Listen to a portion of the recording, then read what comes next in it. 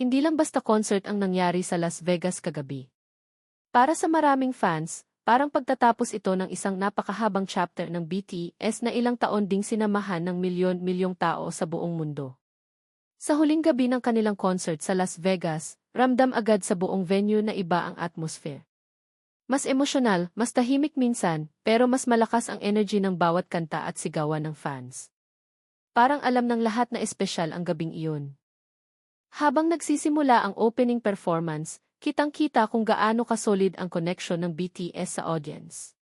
Kahit ilang taon na silang nasa tuktok ng global music industry, dala pa rin nila yung simpleng energy na parang unang concert pa lang nila. Hindi pilit, hindi scripted tingnan. Natural lang ang bawat interaction nila habang kinakausap ang fans sa pagitan ng performances. Punong-puno ang Las Vegas ng kulay purple noong gabing iyon. Mula sa labas ng stadium hanggang sa mga kalye malapit sa venue, halos lahat ng fans may suot na BTS merchandise, may hawak na lightstick, at may dalang memories na gusto nilang gawing bahagi ng gabing iyon. Hindi lang concert ang tingin ng karamihan dito. Para itong reunion ng isang community na ilang taon ding sabay-sabay lumaki kasama ang BTS. Isa sa pinaka-pinag-usapang bahagi ng concert ay noong nagsimula silang mag-perform ng mas emotional na songs nila. Ramdam sa boses ng bawat miyembro na may halong pagod, saya, at lungkot habang kumakanta sila. Ilang beses ding napahinto ang fans sa pagsigaw dahil gusto nilang namnamin yung moment.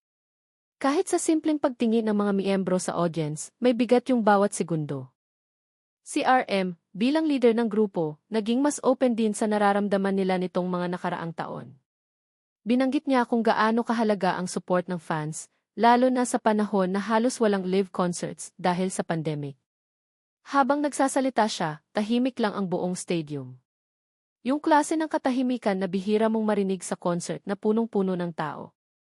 Si Jungkook naman, kitang-kita ang emosyon habang nagpapasalamat sa fans.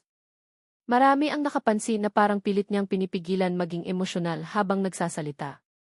Habang sina Jimin at mas naging playful pa rin sa stage, pero may moments na halatang dinadala rin sila ng emosyon ng gabi. Hindi rin nagpahuli sina Suga, Jin, at J-Hope sa pagbibigay ng personal nilang messages. Isa sa pinakatumatak sa fans ay yung simpleng pasasalamat nila sa mga taong patuloy na sumusuporta kahit matagal silang nawala sa live performances. Walang sobrang dramatic na linya, pero ramdam mong totoo lahat ng sinasabi nila. Habang papalapit ang ending ng concert, mas naging emotional ang buong venue.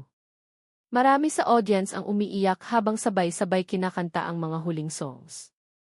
Yung tipong kahit hindi mo maintindihan lahat ng lyrics, mararamdaman mo pa rin kung gaano kabigat yung moment para sa fans at para mismo sa BTS.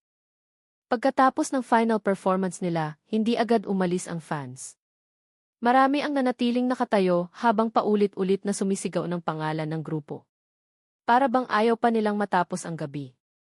Kahit tapos na ang music at nagsisimula ng magbukas ang ilaw sa venue, ramdam pa rin yung energy ng concert. Sa latest updates matapos ang huling gabi nila sa Las Vegas, patuloy pa ring pinag-uusapan online ang emotional speeches ng BTS at yung naging atmosphere ng concert.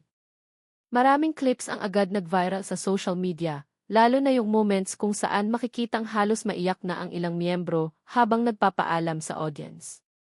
Trending din agad ang concert dahil sa dami ng fans na nagsabing isa ito sa pinaka-emotional na performances ng grupo. Marami ring fans ang nagsasabing kakaiba raw ang chemistry ng BTS sa stage kagabi kumpara sa ibang concerts nila noon. Mas relaxed sila, mas totoo tingnan, at parang mas naging personal ang bawat interaction nila sa audience. Kaya para sa maraming nakapanood, hindi lang ito simpleng pagtatapos ng concert series sa Las Vegas. Isa itong gabi na siguradong hindi basta makakalimutan ng BTS at ng fans nila sa mahabang panahon.